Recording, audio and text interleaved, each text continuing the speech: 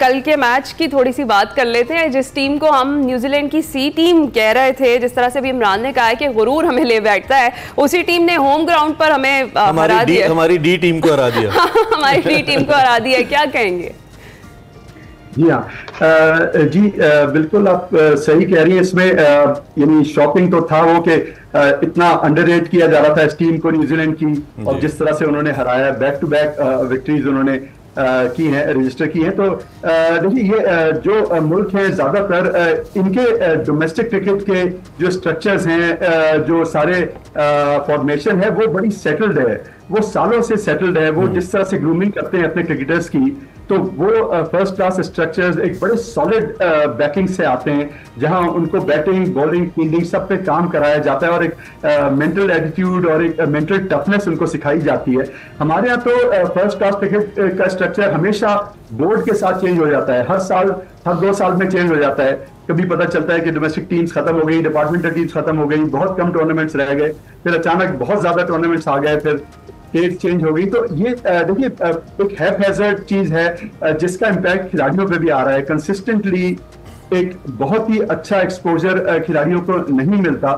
और मैंने पहले भी कहा था कि जिस तरह पाकिस्तान इंटरनेशनल क्रिकेट में पुअर परफॉर्मेंस कर रहा है, ऑस्ट्रेलिया में, न्यूजीलैंड में, फिर आके यहाँ पे वंस अगेन डोसाइल विकेट्स पे पीएसएल में छक्के मार लेना, चौके मार लेना, बड़ा एक्सेल कर देना, बड़ा अपने प्लेयर्स को आप जिसे कहते हैं हाइप दे देते हैं। लेकिन once again second rate, I would say कि इवन थर्ड रेट टीम एक सामने आई है, और उसके बाद एक्सपोज हो गए सारे जो नाम थे बड़े बड़े। उस्मान खान है, साइम अयूब है। देखिए चांस साइम अयूब तो काफी मिल चुके। अब अगर इस तरह के लूज शॉट्स पे वो आउट होंगे तो बड़ा सवालिया निशान है कि यंगस्टर्स पे भी, पुरानों को चलिए हम कहते रहते हैं, यंगस्टर्स पे भी क्यों परफॉर्म नहीं कर। जिसे कहते हैं ना पक्की, एक अच्छा सिक्स उन्होंने हिट किया, वो जो उनका एक सिग्नेचर शॉट है, I don't know what you call it, लेकिन उसके बाद फिर उसी पोजीशन पे फिर आउट भी हो गए और हाथ में कैच दे बैठे। पक्की शॉट नहीं मारी सैब ने। एक तो इस पे काम होने वाला है उनके बहुत ज्यादा। मैं थोड़ा सा टॉप ऑर्डर पे सबसे पहले हम जरा ऊपर से नीचे बाबर की बात कर लेते हैं। माय डियर वैस साहब, आप जरा बाबर के हवाले से हमें बताइए। एक तो पहले सिर्फ स्ट्राइक रेट के ऊपर खदशात थे कि स्ट्राइक रेट ठीक नहीं है, बाबर आजम स्ट्राइक रेट सही नहीं लेके चलते, रन बना भी लेते हैं तो टीम थोड़ा सा मुश्किल का शिकार हो जाती है। कल तो उन्होंने कहा कि ना स्ट्राइक रेट होगा, ना ढोला होसी, ना रोला होसी, ना स्ट्राइक रेट होगा, ना रन होंगे, ना कोई तनकीद होगी। कल वो 4-5 रन उन्होंने बनाए और वो चलते बने, और उसी का एक बहुत बड़ा प्रेशर बिल्ट हुआ क्योंकि वो ओपन कर रहे थे टीम के लिए। क्या टेक है आपका बाबर आजम की कल की परफॉर्मेंस पे?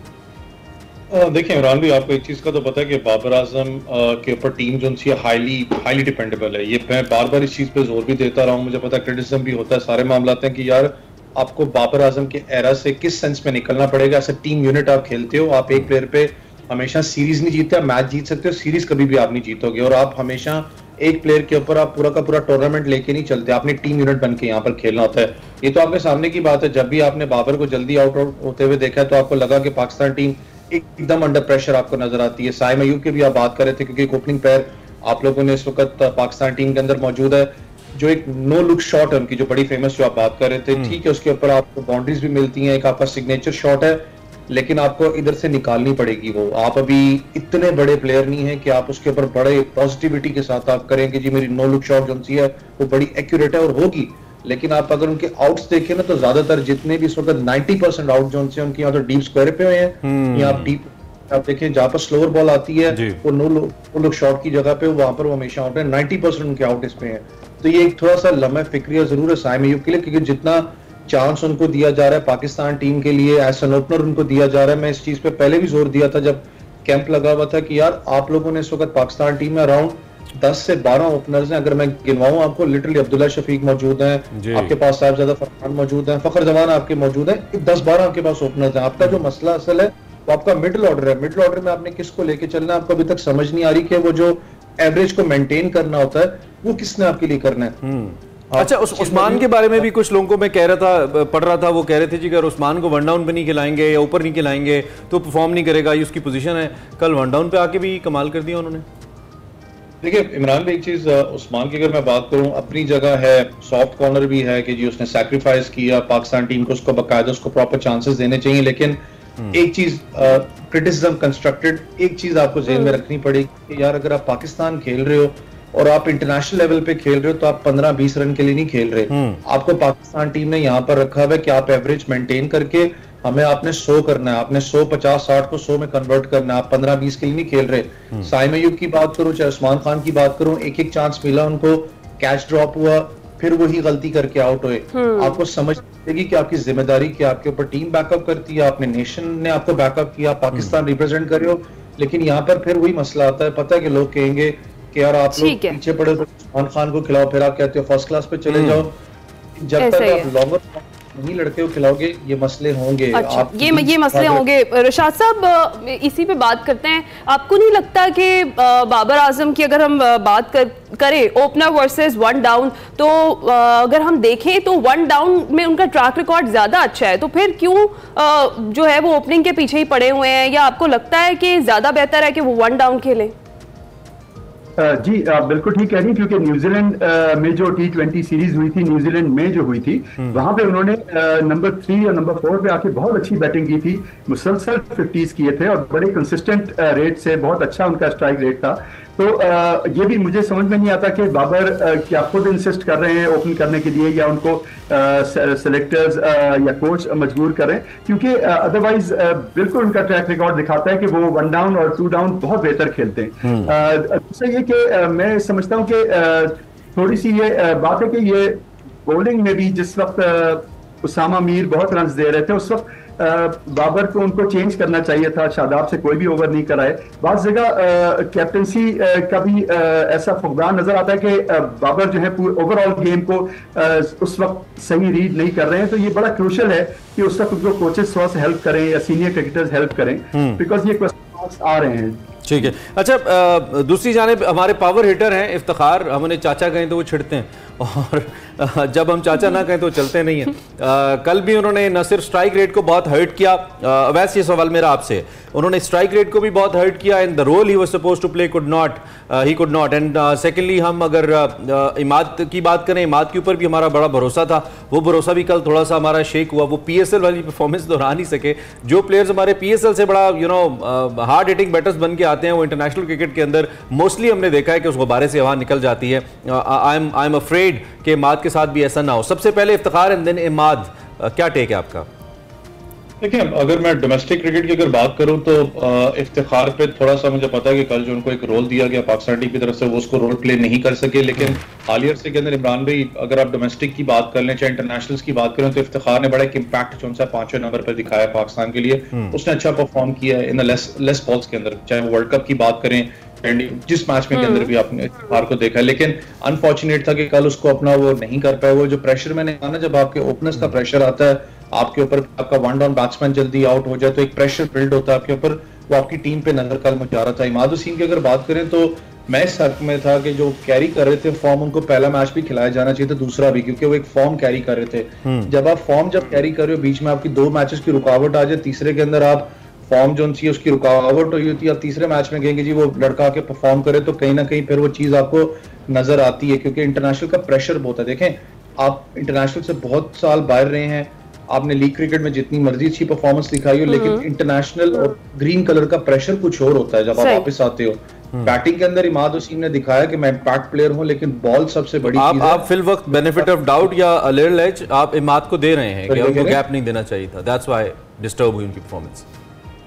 मैं खुद कह रहा हूं कि आपको उनको कंटिन्यूटी यहां पर लेनी पड़ेगी, लेकिन एक अच्छी चीज मुझे जो देखें, अपनी जगह क्रिटिसिज्म है, लेकिन एक अच्छी बात जो पाकिस्तान क्रिकेट बोर्ड की इस दफा लगी मैनेजमेंट की, ये था कि आप लोग रोटेशनल पॉलिसी के ऊपर चल रहे हो, और आपको करना पड़ेगा, क्योंकि जो काकुल अकेडमी का जो आप लोगों ने कैंप लगाया था, वो इतने बुरे टाइम पे लगाया जब आपने एक्सेसिव क्रिकेट खेलनी है। अब आपको उसको चीज नजर आ रही है कि आपके जो मसल्स हैं वो आहिस्ता आहिस्ता जो उनसे जो इश्यूज हैं वो मसल्स के अंदर नजर आ रहे हैं। इरफान नियाजी बाहर हो गया, अल्लाह ना करे कोई और प्लेयर जो उनसे फटीग कैरी करे और टूर्नामेंट से बाहर हो जाए। ठीक है रशाद साहब, जिस तरह से अभी हमने बात की है, क्या PSL परफॉर्मेंस बेस्ड टीम बनाने का कोई फायदा हुआ? और आगे अब देखें, हम सीरीज तो चली गई, आगे वर्ल्ड कप के लिए बताएं, आप क्या देख रहे हैं, आप क्या चाहते हैं कि क्या टीम में सिलेक्शन किस तरीके से होनी चाहिए?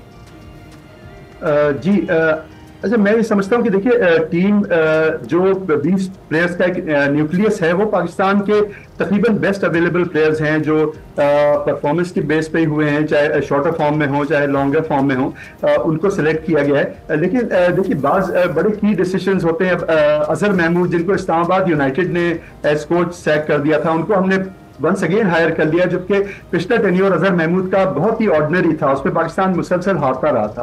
तो ये डिसीजन जो है ये बाज़ समझ में नहीं आते कि बड़े परप्लेक्सिंग होते हैं। काकुल का बहुत सही बात की वैसे कि काकुल में उसकी रिजल्ट में इंजरी ज्यादा हो रही है, बल्कि एक साहब ने अभी कल सही कहा कि क्या हमें काकुल का कोई रिफंड मिलेगा प्लेयर्स को जो वहां पर उन्होंने ये लास्ट टाइम जो मुझे याद है मिसबाह जब कैप्टन थे, जब काकुल अकेडमी में कैंप लगा था, उससे लेके इंग्लैंड का जो दौरा उन्होंने टेस्ट का किया था, उसमें तकरीबन 25 डेज टू 30 डेज का गैप था। This setup so close to this series कि इसमें प्लेयर्स को रिकवर करने का, उनके मसल्स रिलैक्स करने का मौका नहीं मिला। उसके तो इंजरीज, बस मैं तो आई एम अफ्रेड रिशाद भाई, काकुल के बाद कहीं सियाचिन ना भेजना पड़ जाए हमारे प्लेयर्स को फौज के साथ की तरह यहाँ पे और टफ होके वापस आए, जिस तरह की सूरत हाल चल रही है। This on lighter note. अच्छा, दूसरी जानिब रिशाद भी, अगर मैं टॉप ऑर्डर देखूँ न्यूजीलैंड का, जो मैंने स्कोर कार्ड खोला हुआ है, रॉबिन्सन, ब्लंडल एंड फॉक्सक्रॉफ्ट, ये तीनों ऐसे प्लेयर्स थे जो टॉप पे आए और इन्होंने ही रन स्कोर किए। मिलजुल के तकरीबन इन्होंने 110-20 रन इन्हीं लोगों ने बनाए। फिर जो नीचे मिडल या लोअर ऑर्डर था, डेथ ओवर्स के अंदर हमारे बॉलर्स ने बहुत अच्छी बॉल की, वाइड्स भी कुछ की, कल ज्यादा ही वाइड्स हो रही थी। आमिर से तो बॉल शायद वो चाह रहे थे कि ज्यादा कोई निशम के बॉल पास ना फेंके और उस चक्कर में वाइड किए जा रहे थे, लेकिन ऊपर अच्छे रन उन्होंने किए। और ये सारे यंग प्लेयर्स हैं, ये ऐसे प्लेयर्स नहीं है जिनसे समहाउ हमें कुछ खदशा था। तो क्या ये सरप्राइज मिल गया पाकिस्तानी टीम को, या हमारी जो बैक एंड टीम है उसका कोई होमवर्क नहीं था, कोई विजुअलाइजेशन नहीं थी, कोई विजुअल्स में दिखाया नहीं गया कि ये लड़के कैसा खेलते हैं? क्या बना, क्या हुआ क्या हमारे साथ? जी इमरान, आपने बहुत स्पॉट ऑन ये बात की है कि पाकिस्तान का होमवर्क नहीं था, बज़ाहिर यही नजर आ रहा है। रॉबिन्सन है और फॉक्सट्रॉट है और रूट है जिन्होंने बड़ी अच्छी बॉलिंग की कल, ये सब डेब्यूटेंट्स हैं, इनका इसी सीरीज में डेब्यू हुआ है। और ये लोग इतना अच्छा खेल रहे हैं कि एक आध मैच में अगर फ्लॉप नहीं हुए, उसके बाद उन्होंने पाकिस्तान के बॉलर्स को सही रीड कर लिया और सही तरह से उनके ऊपर रन्स बनाए, गैप्स में भी बनाए, उनके स्लोअर बॉल्स को भी बहुत अच्छा खेला। तो ये एक्चुअली होमवर्क होता है, लेकिन हमारी तरफ वो होमवर्क प्रोफेशनली नजर नहीं आ रहा है। हम उसी तरह से मेरा ख्याल है अल्लाह तवक्कुल चले जाते हैं फील्ड में कि आज शायद कोई बेहतर परफॉर्मेंस हो जाए, आज फखर जमान खेल जाए, आज बाबर खेल जाए, लेकिन बिल्कुल वैसे इस तरह कहा कि एक या दो प्लेयर्स पे आप टीम को डिपेंड नहीं कर सकते। और वर्ल्ड कप टूर्नामेंट आगे आ रहा है और वंस अगेन इसमें एक तो राय है, एक थोड़ी सी खुशाइन बात यह है कि शायद गैरी कर्स्टन और गिलेस्पी ज्वाइन कर लें as coaches. They are much more professional coaches, उनके बहुत अच्छे हैं। पाकिस्तान को जरूर वर्ल्ड कप से बहुत पहले यूनाइटेड स्टेट्स और वेस्ट इंडीज चले जाना चाहिए, so that they have a good time to acclimatize on faster wickets. Definitely ठीक है। उवैस, मैं आपसे ये पूछूंगी कि बैटिंग लाइन पर हम बात कर रहे हैं, अगर हम ऑब्जर्व करें तो बॉलिंग यूनिट भी लास्ट 2 मैचेस में क्लिक नहीं कर सका उस तरीके से, उधर क्या कमियां देख रहे हैं आप? देखिए, मैंने कहा ना, बॉलिंग यूनिट की अगर बात करें तो हमेशा बात होती है हंटिंग इन पेयर्स। शाहीन, अगर मैं इनिशियल मैच की बात करूं, जब शाहीन और आमिर ने बॉलिंग स्टार्ट की थी, तो आपको पता है कि एक एंड होता है जहां पर आप स्ट्राइक करते हो बॉल के साथ, एक एंड होता है जहां पे आप इकोनॉमी रेट अपनी मेंटेन करते हो। इकोनॉमिकली वाइज आपको पता है कि आमिर हमेशा से बहुत तकड़े रहे हैं कि वो रन ज्यादा लीक नहीं करते। एक साइड से आपको एक भरोसा मिलता है कि मैंने स्ट्राइक करना है विकेट्स को, वो जो कॉम्बिनेशन है, वो जो चेंज बार बार हो रहा है, उसकी वजह से अनसर्टिनिटी है टीम के अंदर। लेकिन वो अच्छी बात है, मैंने कहा ना कि रोटेशनल पॉलिसी आपने रखी हुई है कि आपके प्लेयर्स को रीहैब करने का मौका नहीं मिला। काकुल के बाद आपने बहुत ज्यादा क्रिकेट खेलनी है पाकिस्तान ने। इसके बाद पाकिस्तान ने सबसे ज्यादा T20, वैरस आपको पता है कि वर्ल्ड कप से पहले सबसे ज्यादा सीरीज पाकिस्तान ने खेलनी है वर्ल्ड T20 से पहले, तो उनको रीहैब का मौका नहीं मिला। आपने यूएस जब जाना है खेलने के लिए, वहां पर जो विकेट्स हैं वो ज्यादातर विकेट्स हैं dead wickets, drop in wickets हैं। वेस्ट इंडीज की सूरत हाल सेम टू सेम विकेट होगी यूएसए की, वहां पर एज सच को ज्यादा सपोर्ट फास्ट बॉलर्स को नहीं मिलेगी, स्पिनर्स को ज्यादा डोमिनेट होगा। तो आपको, मैं अभी भी इस बात पे कायम हूं कि आपके शायद इस T20 के बाद बहुत से प्लेयर्स चेंज होंगे वापस पाकिस्तान टीम के अंदर। शायद प्लेयर्स जो ड्रॉप हुए हैं, सबसे बड़ी जो कल मुझे कमी महसूस हुई थी, वो आप इस चीज पे एग्री करेंगे, आमिर जमाल की मुझे कमी इस सीरीज के अंदर महसूस हो रही है। वो प्लेयर है जो कि आपको एक ऐसा ऑलराउंडर भी अपना एक पॉजिटिविटी देता है। मुझे पता है कि T20 के अंदर उनका लगभग इकोनॉमी रेट 9-10 रन पर ओवर जाता है, लेकिन आपको क्वेश्चन आपको बैटिंग के अंदर मिल जाता है। आपके पास टीम बहुत तगड़ी है, लेकिन बात यह कि आपका जो स्क्वाड होगा, जो आपने प्लेइंग 11 जो उतारनी है, उसमें थोड़ी सी आपको काम करने की जरूरत है। Maybe our captain was saying that we are trying different combinations, so I don't know till when this experiment would go on और कब तक हमें ये देखना पड़ेगा। खैर, एक पाकिस्तान की साइड थी जो बहरहाल कल उसने जीता, दिल भी जीते और सब कुछ जीता, वो था लाहौर का क्राउड। कल फिर स्टैंड्स भर गए, गद्दाफी के अंदर तिल धरने की जगह नहीं थी रिशाद भाई, और it was such a you know player scene जब हम देख रहे थे, और एक ऐसा मोमेंट था जिसको हम सब एंजॉय भी कर रहे थे। और फिर बड़ा चार्ज क्राउड होता है, वी नो कि लाहौरिये किस तरह से क्रिकेट को एंजॉय करने आते हैं। योर टेक ऑन क्राउड जी, कभी डिसअपॉइंट नहीं करता हमें लाहौर का क्राउड? जी जनाब, it was very very heartening to see that, और बिल्कुल हाउसफुल के बोर्ड्स लगे हुए थे। और उसके अलावा एक बड़ा स्पोर्टिंग क्राउड था, यानी कि क्लोज मैच हुआ और उसमें पाकिस्तान हार गया, लेकिन आखिर तक वो बकअप कर रहे थे टीम को, दोनों टीम्स को लग रहा था, और बहुत ही अच्छी स्पिरिट में। तो दैट वाज ग्रेट टू सी, बहुत डेफिनेटली। और I think it was a पैसे वसूल मैच, जो कि मैच आखिरी बॉल तक गया। जी बिल्कुल, एब्सोल्युटली यू आर राइट। और ये मैं समझता हूँ कि थोड़ा सा जैसे वैस भी कह रहे हैं कि रीथिंक की जरूरत है बहुत ज्यादा पाकिस्तान को। अब आयरलैंड जा रहा है पाकिस्तान, उसके बाद इंग्लैंड जा रहा है, तो बैक टू बैक सीरीज है, तो वो उसके लिए बहुत एक रीथिंकिंग की जरूरत है। इस अप्रोच से नहीं जीत सकेंगे। ये बड़ी अच्छी बात है। सबसे अच्छी बात ये है कि हमारे कराची के दोस्त ना, कभी कल मैंने उसे भट्टी साहब को कहा था हमारे लाहौर में, नहीं लाहौर हमारा भी है। यस, सब शहर हमारे हैं। जरा क्राउड की थोड़ी सी कुछ उसको डिफरेंशिएट करते हैं। पिंडी वर्सेस लाहौर क्राउड, वैसा are you like kind of surprise? कल जैसा क्राउड था, कैसा लगा आपको देख के? आपको पिंडी का क्राउड देख के कैसा लगा? अच्छा था, बहुत अच्छा था। स्टेडियम अच्छा कर ले, पिंडी का क्राउड तो बहुत ही अच्छा था। लेकिन एक बात है हमेशा, इमरान भाई, सॉरी शायद डाइवर्ट कर रहा हूँ, लेकिन एक बात हमेशा पिंडी स्टेडियम के बारे में कहा जाता है, वैसे मैं पिंडी का तो नहीं बिलोंग करता, लेकिन पिंडी में थोड़ी सी ना अगर आप बात करें तो इसलिए ज्यादा क्राउड भी होता है क्योंकि एक तो छोटे मोटे आपको पता है शहर जो उनसे इसको टच भी करते हैं, साथ ही साथ जो बेसिकली विजिबिलिटी है ना, जो उनकी विजिबिलिटी आप प्लेयर्स की करें वो बड़ी क्लियर है पिंडी के अंदर। लाहौर में आपको स्टैंड्स थोड़े से दूर हैं, फिर जंगला सा लगा हुआ है, फिर अंदर करके ग्राउंड है, तो वहां से प्लेयर्स इतना ज्यादा विजिबल नहीं होता। पिंडी की जो व्यू पॉइंट है वो बड़ा जबरदस्त है। लेकिन अगर क्राउड की बात करें, एक अच्छी बात आपको पता है कि चैंपियंस ट्रॉफी जब आपने अगले साल अपना यहाँ पर खेलनी है तो ये केस स्टडी भी जाती है पूरी दुनिया के लिए जब वो क्राउड का सपोर्ट देखते हैं। अच्छा, अनफॉर्चुनेटली मैं क्रिटिसाइज नहीं कर रहा, वो भी हमारा शहर है, ऑब्वियसली ये सारे के सारे लोग हमारे, लेकिन कराची थोड़ा डिसअपॉइंटमेंट जरूर रहती है क्राउड पे, उस पर लोग बात भी करते हैं। इंटरनेशनल अपना मीडिया जो क्रिकेट को फॉलो करता है वो भी उस पर बात करता है। जब आपने चैंपियंस ट्रॉफी खेलनी है तो ये जो इम्पैक्ट है क्राउड का, ये बड़ा मैटर करेगा आपको आने वाली चैंपियंस ट्रॉफी के अंदर। लाहौर आपको पता है हमेशा तगड़ा रहा है, पिंडी बहुत तगड़ा रहा है, मुल्तान अगर आप अप्रिशिएट करें, मुल्तान बहुत अच्छा क्राउड मुल्तान का। इनफैक्ट कराची का भी क्राउड, इसमें कोई डाउट नहीं है। There are lots of cricket fans, हमारे अच्छे बहुत बड़े बड़े प्लेयर्स, बहुत बड़े बड़े cricket commentators, they belong to Karachi. सिर्फ प्रॉब्लम मेरे ख्याल में वो जो व्यू पॉइंट का है या जो एक टेक्निकल कुछ प्रॉब्लम्स है, इसकी वजह से लोग नहीं आ पाते। लोगों को अगर थोड़ी सी आसानी और सहूलत दी जाए तो आई बिलीव कराची के अंदर भी लोग वैसे इतना ही पार्टिसिपेट करेंगे, ऐसे ही आएंगे, ऐसा लगता है। ये है, लेकिन मुझे कल एक अच्छी बात लगी पाकिस्तान क्रिकेट बोर्ड की, वो ये था कि जब आप काम करते हैं ना क्रिकेट के लिए, कुछ आपको बीच में एक सेगमेंट्स रखने होते हैं जहां पर आप अपना सोशल वेलफेयर भी दिखाते हो। कल आपको पता है कुछ ऑर्फन बच्चे थे, उनको कल इनवाइट किया गया था वहां पर मैच दिखाने के। 100+ बच्चे थे, पाकिस्तान क्रिकेट बोर्ड ने इनवाइट किए थे, तो बड़ी एक अच्छी चीज मुझे लगी। गेस्चर खास करके पाकिस्तान क्रिकेट बोर्ड चेयरमैन की बात करूं, उनसे मुलाकात उनकी हुई, प्लेयर से भी उन बच्चों की मुलाकात हुई। वो नेग्लेक्टेड सेगमेंट है, तो जब हीरोज उनसे मिलते हैं तो फिर उनका आपको पता है खुशी का आलम भी डिफरेंट होता है, फिर उनके बारे में रीथिंक करते हैं कि यार हमने कल इस मुल्क को रिप्रेजेंट करना है। ये कल मुझे बड़ा एक अच्छा लगा था। नहीं, बहुत अच्छा है ये। इरशाद भाई, कंक्लूडिंग द सेगमेंट क्या कहेंगे? हमने अपनी गलती से क्या सीखना है? सीरीज तो हमारा व्हाइट वॉश का ख्वाब था, वो तो अब ग्रे वॉश होता नजर आ रहा है। खुदा न खास्ता कहीं रेड ही ना हो जाए अगर हम अगला मैच भी हार गए। आप फाइनल कमेंट्स क्या करेंगे? पाकिस्तानी टीम को, मैनेजमेंट को क्या करना चाहिए at least to level the series?